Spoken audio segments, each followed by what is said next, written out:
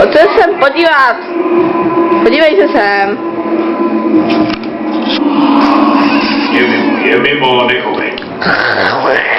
Pořád. To nebylo moc chytrý. Ještě pár. Ty se nevzdáváš, co? Vygrav štěst. A přijď včas. To začíš? No. Jedno pravidlo, že? Žádný rvačky mimo tělocvičnu. Ať se děje, co chce. Ahoj. To třeba ty nejvíc. No vidíte, Dominika takový žrout. Zvládneš to?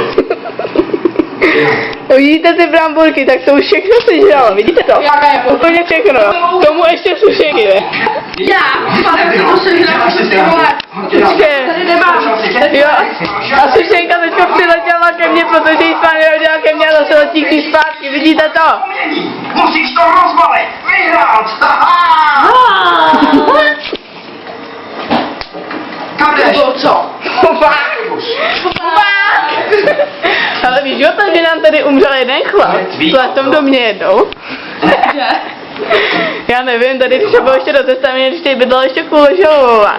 A normálně Kuželová. Jak to ve škole, jak to ne. Tak tady umřel jeden její manžel. No a normálně my jsme tady jednou byli večer a normálně se nám tady otevřeli dveře.